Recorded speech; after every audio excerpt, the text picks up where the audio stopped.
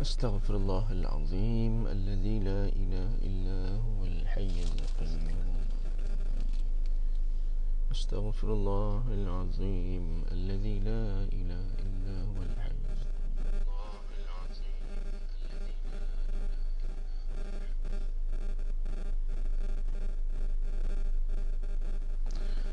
أستغفر الله العظيم الذي لا إله إلا هو الحي القيوم. أستغفر الله العظيم الذي لا إله إلا هو الحي. أستغفر الله العظيم الذي لا إله إلا هو الحي القيوم وأتوب إليه. نستغفر الله العظيم الذي لا إله إلا هو الحي القيوم ونتوب إليه. السلام عليكم ورحمة الله وبركاته. الحمد لله الذي أرسل رسوله بالهدى والدين الحق ليظهره على الدين كله وكفى بالله شهيدا. والصلاة والسلام على أشرف المرسلين سيدنا محمد وعلى آله وصحبه أجمعين. سبحانك لا علم لنا إلا ما علمتنا إنك أنت العليم الحكيم. لا حول ولا قوة إلا بالله العلي العظيم. اللهم لا سهل إلا ما جعلته سهلا وأنت تجعل الحزن إذا شئت سهلا. ربي يسر ولا تعسر ربي تمم بالخير أما بعد. Apa khabar tuan-tuan dan puan-puan yang dirahmati Allah sekalian? Yang saya hormati barisan ahli jawatan kuasa, tak lupa juga kepada pengerusi Surah An-Nur Fasa 3A Bandar Allahumma salli ala Muhammad Bandar Seremban Selatan ya. Seterusnya kepada seluruh para jemaah, masuklah tuan-tuan dan puan yang bersama dengan sesi live pada pagi ini. Mudah-mudahan apa yang kita bincangkan pada pagi ini mendapat manfaat keberkatan di sisi Allah Subhanahu Wa Taala, dan mudah-mudahan masa yang kita luangkan ini menjadi asbab kepada kita untuk masuk ke syurga Allah Subhanahu Wa Taala. Allahumma amin. Apa khabar tuan-tuan dan puan yang like, yang share? Terima kasih banyak-banyak. Barakallahu fikum. Mudah-mudahan Allah berkati kalian semua insya-Allah ya. Okey, apa khabar semua? Sihat ya? Terima kasih Asma Zuraida. Okey, siapa lagi dekat sini ya? Puan Siti Atikah ya. Waalaikumsalam warahmatullahi wabarakatuh. Kak Siti Atikah ada, Asma Zuraida ya. Okey tuan-tuan dan puan, jangan lupa ya, kita ambil kesempatan untuk kita melakukan infak subuh kita. Boleh pergi ke akaun yang tertera di ruangan komen ya, iaitu Surah An-Nur Fasa 3A Bandar Seremban Selatan. Nombor akaunnya akaun Bank Islam 050120053038. Okey, insya-Allah mudah-mudahan dengan sumbangan ataupun infak tuan-tuan dan puan itu menjadi juga asbab ya untuk Allah pandang kita di akhirat kelak insya-Allah. Okey, Allahumma salli ala Muhammad. Siapa lagi kat sini? Boleh komen kat situ. Ziman Besut. Ni orang Besut ni ya. Masya-Allah jauh.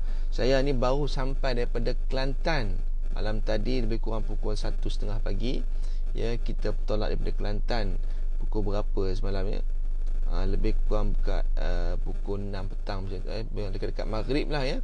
Kita bertolak daripada sana sampai ke Perak ya pada pagi ni pukul 1:30 pagi tadi. Alhamdulillah.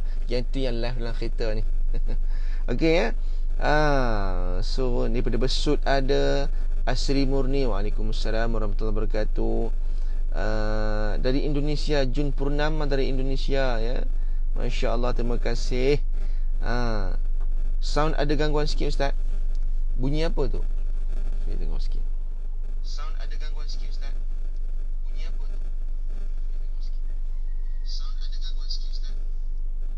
Okey kan? Suara saya jelas ke?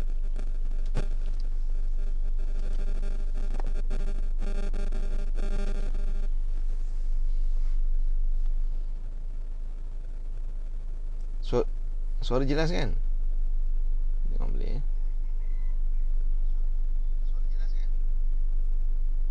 Boleh eh? Oh, sorry Jun Purnama dari Singapura ya. Minta maaf. Oh, sebab dia punya bendera dia kecil sangat. Minta maaf ya, Jun Purnama dari Singapura. Minta maaf. Ada bunyi bising ya. Bunyi bising apa? Ya, saya dengar ya. Ada bunyi bising ya. Bunyi bising apa? Ya, saya dengar ya. Tapi dah okey sekarang eh? Okey kan? Tapi dah okey sekarang. Ada bunyi bising lagi ke? Okey dah. Allahumma salli ala Muhammad. Suara jelas tapi ada bunyi bising ya. Arusmil, Waalaikumsalam warahmatullahi wabarakatuh. Okey dah, alhamdulillah. Okey, jom kita teruskan. Pagi ni tajuk kita iaitu lapisan hati, ya. Lapisan hati. Saya nak bacakan satu kata hikmah, sepotong kata hikmah yang saya ambil petik daripada kitab Al-Hikam, kitab Al-Hikam, iaitu yang dikarang oleh Syekh Ahmad bin Athaillah As-Sakandari rahimahullahu taala. Nafa'anallahu bihi fi daraini amin. Ini karangan Syekh Ibnu Athaillah As-Sakandari rahimahullahu taala. Mudah-mudahan dapat kita mengambil manfaat daripadanya. Qala al-musannif rahimahullahu taala, syu'a'ul basirah yushhiduka qurbahu minka, wa 'ainul basirah yushhiduka 'adamaka liwujudihi, wa haqqul basirah yushhiduka wujudahu la 'adamaka wa la wujudaka.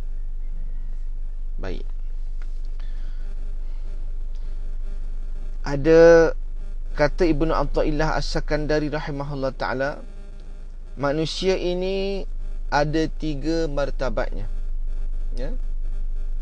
Iaitu yang pertama, yang ini martabat hati, ataupun boleh kita sebut sebagai lapisan hati. Lapisan hati manusia ni ada 3. Tapi insya-Allah pada pagi ini kita akan sebutkan 5 lapisan hati manusia. Okey. Cuma dalam kitab ataupun dalam kata hikmah ini, pengarang menyebutkan ada 3 lapisan hati ataupun 3 martabat hati. Tapi tak apa, kita tambah lagi 2, kesemuanya 5 insya-Allah. Ya. Baik. Iaitu kata pengarang ini, nur akal dapat memperlihatkan akan dekatnya Allah kepada kamu. Ya. Disebut apa? Nur akal dapat memperlihatkan kamu akan dekatnya Allah kepada kamu. Okey. Kemudian yang kedua, nur iman. Nur iman dapat memperlihatkan ketiadaan kamu kerana wujud, yakni adanya Allah. Ya. Kita apa nanti kita akan huraikan insya-Allah.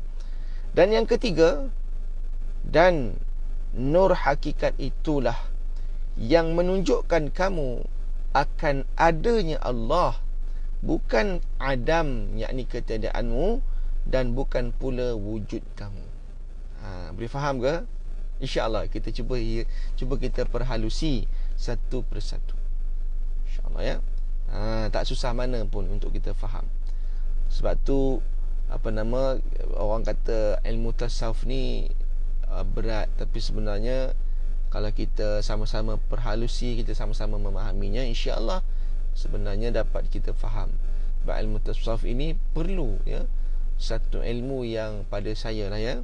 Ini pun pesanan guru-guru kami juga mengatakan ilmu tasawuf ini tidak boleh ditinggalkan kerana, ya, ia adalah ilmu hati. kita boleh belajar ilmu fiqh, kita boleh belajar ilmu tauhid, ya, kita boleh belajar hukum hakam dan sebagainya. Tapi kalau kita tidak mendalami juga ilmu tasawuf, menyebabkan hati kita akan mati. Sebab ada juga, ya, minta maaf, ya, ada orang yang masya-Allah ilmunya banyak tapi hatinya rosak. Ada orang ilmu banyak tapi dia mengambil rasuah. Kan? Ada orang ilmu banyak tapi akhirnya tersesat. Sebagaimana contoh Bal'am bin Ba'ura. Ini mungkin biasa dengar. Pernah dengar tak nama Bal'am bin Ba'ura? Bal'am ini asalnya dia ni orang yang dikurniakan karamah oleh Allah Ta'ala, iaitu satu keistimewaan bagi Bal'am ni, iaitu doa dia mustajab. Makna kata Bal'am ni, dia ni adalah seorang pengikut pada zaman Nabi Musa alaihi salam. Bal'am nama dia. Bal'am ni masya-Allah tabarakallah, dia ni doa dia mustajab. Kalau kata doa dia mustajab, orang ni orang hebatlah. Dia ni kata ada ilmu, ya, rajin beribadat dan sebagainya, sampai Allah bagi dia kelebihan. Bila berdoa mustajab. Tapi ringkasnya apa jadi pada Bal'am? Bal'am akhirnya dia mati dalam keadaan yang mati dalam keadaan yang agak mengerikan, kerana Allah murka padanya disebabkan kesombongan dia, kekufuran dia kepada Allah Subhanahu wa taala. Sampaikan dia berdoa pada Nabi Musa alaihissalam supaya Allah hancurkan Nabi Musa alaihissalam. Nampak? Asalnya Nabi Musa minta supaya Bal'am pergi ke negeri Madian untuk melakukan usaha dakwah di sana. Tapi bila sampainya Bal'am di sana, di Madian ini, dia terpesona dengan keindahan, kemewahan wanita di negeri Madian, sehinggalah menyebabkan dia meninggalkan dakwahnya. Akhirnya dia disogok dengan duit, harta benda, sampaikan dilupa. Bukan dia lupa, tapi kerana orang kata apa, terpesona tadi. Sampailah penguasa itu mohon minta supaya Bal'am ini berdoa pada Nabi Musa, doa kejahatan kepada Nabi Musa. Dan akhirnya dikatakan isteri Bal'am ni memujuk dia. Kisah ni dia ambil daripada Quran, ya. Kisah ni ada disebut dalam Quran. Akhirnya isteri dia pujuk Bal'am supaya doakan Nabi Musa supaya Allah hancurkan Nabi Musa alaihissalam. Dan akhirnya Allah murka kepada Bal'am ini, sehinggalah dikatakan negeri Madian ini diturunkan satu bala oleh Allah Ta'ala, itu penyakit ta'un, sehinggalah ramai yang mati, termasuk Bal'am juga mati kerana Allah murka padanya. Nampak tak? Wabak ini pun satu bala Allah pada kita. COVID-19 ni pun boleh kata bala jugalah, ya. Sebab bila Allah turun bala, sebab tu Allah Ta'ala sebut dalam Al-Quran, surah Al-Anfal ayat 25, cuba tengok balik 25, tak silap saya, Allah Ta'ala sebut, a'udzubillahi minasyaitanirrajim, wattaqu fitnatan la tusibanna alladhina zalamu minkum khassah wa'lamu anna Allaha syadidul iqab. Sadaqallahul azim. Takutlah oleh kamu akan, ya, fitnah. Fitnah ni ujian ataupun balak. Ya, balak bencana. Takutlah kamu dengan bala yang mana kalau Allah turunkan bala ini, Allah turunkan kepada semua. Tidak hanya kena pada orang yang melakukan kezaliman semata-mata. Tidak. Kalau Allah turun bala ni, bukan hanya kena pada orang yang buat dosa saja, tak, tapi semua pun kena. Semua kena. Sebab tu Allah kata takutlah kamu dengan fitnah ini. Fitnah, ujian, balak, bencana yang mana kalau Allah turun semua kena, tidak hanya pada orang yang melakukan kezaliman semata-mata. Sebab tu kalau kita tengok bala Allah turunkan musibah yang disebabkan kemurkaan Allah pada kita. Baik, insya-Allah kita sambung pada kata hikmah tadi. So dekat sini disebut ada 3 lapisan hati manusia. Yang pertama namanya nur akal. Yang kedua namanya nur iman. Dan yang ketiga namanya nur hakikat. Saya ulang lagi ya. Siapa boleh buat nota, buat nota. Yang pertama iaitu nur akal. Yang kedua nur iman. Dan yang ketiga nur hakikat. Okey. Tiga-tiga ini sama ada nur akal, yang kedua nur iman, dan yang ketiga nur hakikat. Ketiga-tiga ini adalah merupakan jalan untuk menuju kepada Allah Subhanahu wa taala, ya. Ketiga-tiga lapisan hati tadi adalah, orang kata apa, ketiga-tiga tu adalah baik. Siapa yang dapat nur akal, siapa yang ada duduk pada nur iman, dan siapa yang dapat sampai lapisan nur hakikat, itu lebih hebat. Ketiga-tiga ini adalah baik. Yang kita tak nak, 2 lagi. Ya. Sebab yang 2 lagi ni tambahannya, dia duduk di bawah lagi daripada 3 ni. So maknanya kita sebut dekat sini ada 5 lapisan. Okey. Yang paling bawah sekali, namanya ialah mautul basirah, hati yang mati, ya. Yang paling bawah sekali, ya, adalah hati yang mati. Hati yang mati ini disebut dalam Al-Quran. Khatamallahu ala qulubihim wa ala sam'ihim wa ala absarihim ghishawah wa lahum azabun azim. Sadaqallahul azim.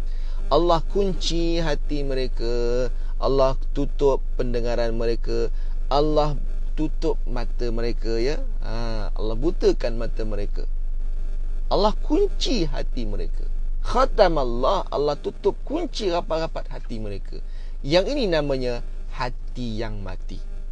Hati yang mati ini, kata ulama, ialah bagi mereka yang siapa? Lil kafirin, bagi orang-orang kafir. Bagi orang-orang kafir, ya. Mereka ini dah tutup hati mereka. Kalau kita ambil contoh siapa? Abu Jahal, Abu Lahab, ya. Dan mereka-mereka siapa-siapalah termasuk pada hari ini, mereka yang kufur pada Allah, kita kata mereka ini memiliki hati yang mati. Orang macam ni, Abu Jahal, Abu Lahab, buat kok mana pun hati dia dah terkunci. Sebab apa? Ibaratnya macam kita bercakap dengan orang mati. Kalau orang mati, kita cakap dengan dia, "Oi, bertakwalah kamu pada Allah." Ya, agak-agak ada respon tak? Orang dah mati, kan? Bertaubatlah pada Allah, ingatlah Allah selalu, bertaubatlah pada Allah. Agak-agak tuan-tuan boleh bertaubat ke? Agak-agak dia boleh bercakap ke? Tak ada respon. Kan? Sebab apa? Sebab orang tu dah mati. Cakaplah kok mana pun, bisik kok mana pun, dia tak boleh buat apa dah, kerana dia sudah mati. Sama macam tu. Orang yang hati dia mati, kita bagi kok mana pun tak boleh buat apa. Sebab apa? Hati dia dah terkunci. Pintu tadi tu dah tutup, lalu dimasukkan kunci, dah kunci, tak boleh nak buka dah. Buka kok mana tak boleh dah, sebab hati dia, pintu tu dah kunci. Yang ini bagi orang kafir, insya-Allah bukan pada kita. Ya. Insya-Allah, ya. Okey, itu yang pertama. Yang kedua, paling bawah sekali, yang pertama tadi hati yang mati. Nombor 2, namanya ialah masdudatul basirah, ataupun kita boleh sebut macam ni, hati yang tertutup. Hati yang tertutup. Hati yang tertutup ini untuk siapa? Disebutkan oleh ulama, iaitu li'awamil muslimin, bagi orang-orang awam, bagi orang Islam secara umumnya, ya, bagi orang Islam kebanyakannya. Sebab tu kalau boleh kita tak nak pada nombor 2 ni. Sebab ramai orang Islam Orang Islam yang macam mana? Yang mana mereka ini hati mereka tertutup. Mereka mengakui Allah itu Tuhannya.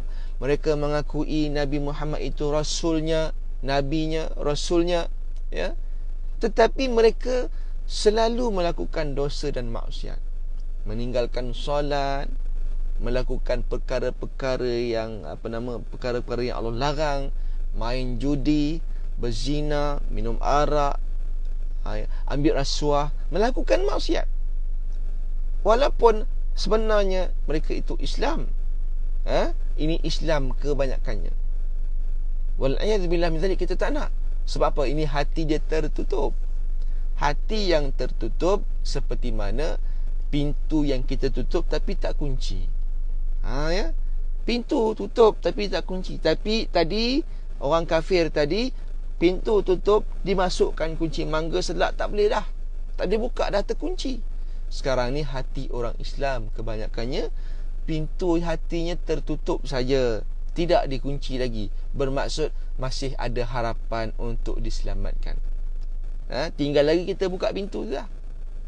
Ya. Sekarang ni cahaya tu nak masuk tak boleh, sebab pintu tu tertutup. Tertutup, buka lah pintu tu. Nak buka macam mana? Maka hati tadi perlu dibersihkan. Dengan apa? Dengan Al-Quran, dengan zikrullah, dengan istighfar, dengan ilmu, ya. Dengan hadir majlis ilmu macam ni boleh membersihkan hati, insya-Allah. Dengan ayat suci Al-Quran, ya. Dengan bermuhasabah diri, kita ataupun pergi ke kuburan, ya. Ziarah orang mati, kubur pun boleh membersihkan hati. Ya. Berkawan dengan orang-orang yang baik, itu cara untuk kita bukakan hati yang tertutup tadi. Dia, kalau kita bagi contoh yang lain, seperti mana mata yang ada katarak, selaput mata, ya. Orang yang ada selaput mata, kalau pergi dekat optometris, kedai cermin mata tu kan, tolong doktor, tolong cek mata saya ni tak nampak rabun, katanya. Ya, agak-agak rabun. Oh ya ke makcik? Meh kita buat cek mata, tengok. Bila dia nak cek mata, dia pakai alat teropong tu kan, yang letak dagu sini. Dia tengok, kita pun tengok dalam komputer tu, dia ada gambar pokok kan. Pokok tu makin cerah, gelap, kejap dekat, kejap kecil, gitulah, ya. Awak nak cerita pun tak reti, tapi kau tahu lah rupa mana kan. Lepas tu, tapi optometris tu kata tak boleh baca. Tak boleh baca. Pasal apa tak boleh baca? Mesin tu tak boleh baca. Mesin tu tak boleh baca mata kita. Rupa-rupanya, minta maaf lah makcik, mata makcik ni bukan rabun. Apa hanya mata makcik ni? Mata makcik ni ada selaput, katanya. Ada katarak. Ya ke? Sepasal apa? Sebab mesin tak boleh baca. Benda tu ada benda menghalang. Benda yang menghalang, dia menutup mata makcik. Pasal tu makcik tak nampak. Ya ke? Atau macam mana rupa nak buat ni? Automatis kata, pergi jumpa doktor. Jumpa doktor pakar mata, nanti buat appointment, nanti dia membuatkan operation buang selaput mata tu. Lepas dah buat operation, cerahlah mata tu kan. Pasal apa? Benda yang dah menutup tadi telah dibuang. Rupa itulah ceritanya, ya. Faham kan? So maknanya ada harapan tak mata tadi nak melihat? Ada harapan. Caranya macam mana?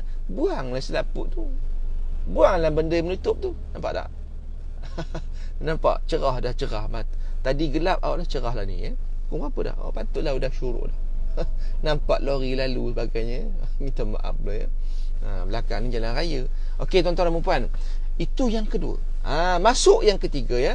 Masuk yang ketiga, kita pergi kepada nur akal, nama dia.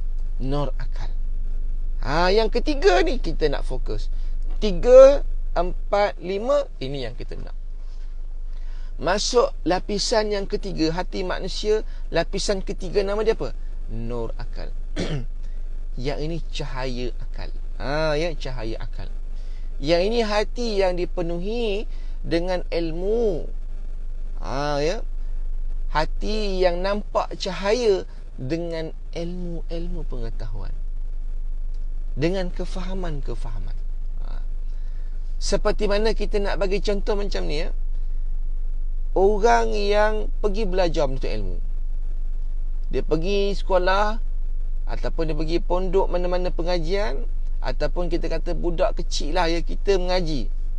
Pergi sekolah, cikgu kata, anak murid sekalian, korang kena ingat, api itu bahaya. Api ya, api itu bahaya. Anak murid tanya, pasal apa bahaya cikgu? Api kalau kecil kamu boleh buat main, tapi kalau dah besar jangan buat pasal, dimakan kamu nanti, kata cikgu tu. Ya ke cikgu? Iyalah. Tak percaya main tengok satu video cikgu tunjukkan ni. Kamu tengok video ni. Tengok ni, tengok api kecil, api dapur gas boleh masak, kata cikgu tu. Oh, mak kamu masak nasi ayam ke, masak kari ayam ke, kari ikan ke, guna api dapur gas, dapat dimakan nasi tu. Betul tak? Betul, kata anak murid. Sekarang ni kamu tengok pula video ni. Dia tunjukkan satu video kebakaran. Kamu tengok orang ni dah mati disebabkan hangus terbakar, disebabkan rumah dia terbakar. Jangan buat pasal kalau api kecil kamu boleh buat nasi, boleh masak kari ayam dan sebagainya. Tapi kalau dah besar, ya, kamu boleh mati. Dimakannya api tu oleh kamu dimakan oleh api. Cikgu tu kata. Anak murid kata, "Ui, betul lah cikgu. Itu namanya nur akal." Sebab apa? Setelah sampai pengetahuan kepada anak murid tadi, yang disampaikan oleh cikgunya, bahawasanya api itu bahaya. Jangan buat main dengan api. Api itu bahaya. Ya. Jadi anak murid itu tahu tak? Tahu. Kalau orang tanya pasal api, mak tanya pasal api, api itu bahaya tak? Bahaya mak. Pasal apa bahaya? Oi, kalau kecil boleh buat kawan-kawan lagi, kalau dah besar dia makannya kita mak. Nampak tak? Itu namanya nur akal. Telah sampai pengetahuan. Sama juga, kita cerita tentang Allah. Allah itu wujud, qidam, baqa dan sebagainya. Maksudnya kita dah dapat nur akal. Makin banyak belajar lagi, banyak ilmu masuk dalam dada kita, makin bagus.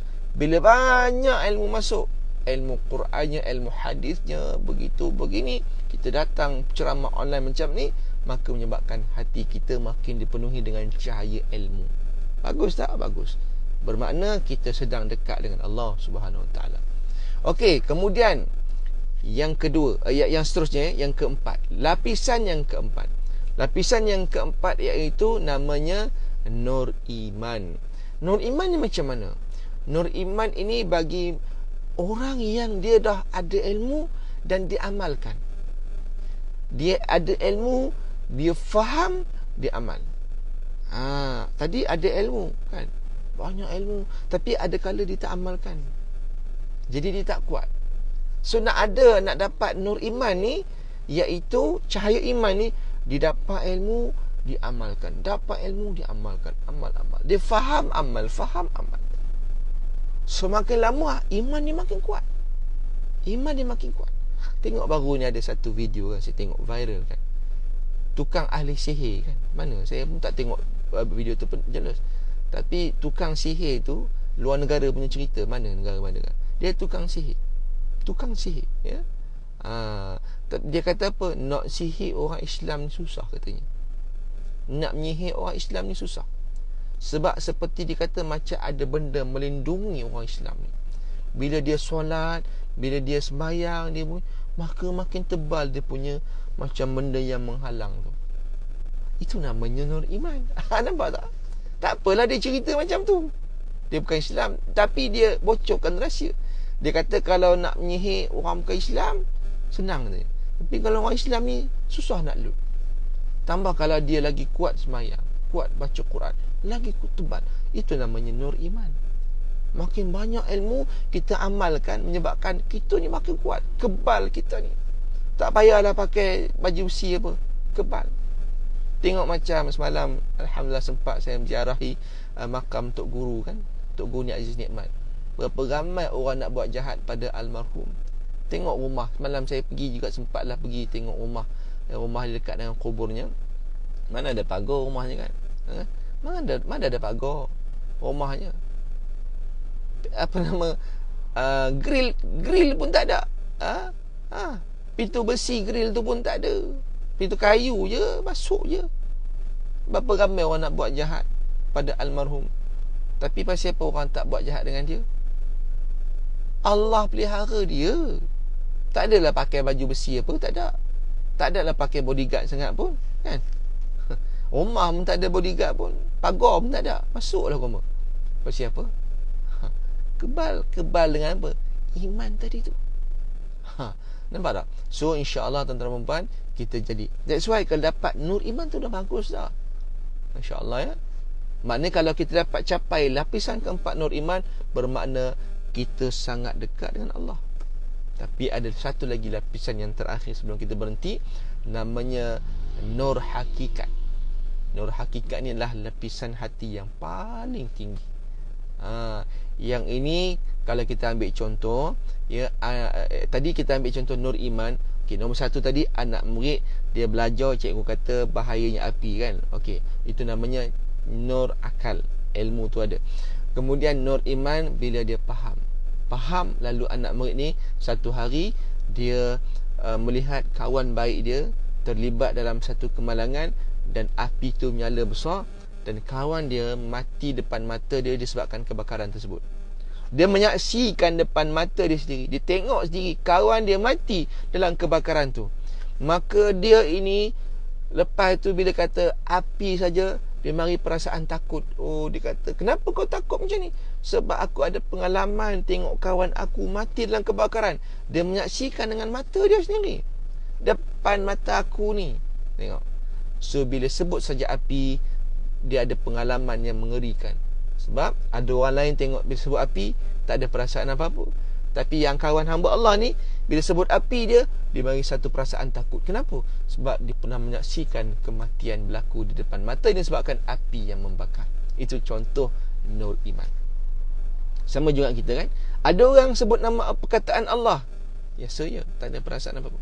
Allahu Akbar, azan, tak ada perasaan apa-apa. Bahkan solat pun ditinggalkan. Ada orang bila sampai nur iman lapisan keempat, Allahu Akbar, dia perasaan gentar. Bila baca Al-Quran dia, bila sebut kalimat Allah, dia mari perasaan gemetar. Sebab apa? Dia ada pengalaman menyaksikan kebesaran Allah. Dia tengok alam semesta, dia tengok hikmah-hikmah, menyebabkan hati dia rasa dekat dengan Allah.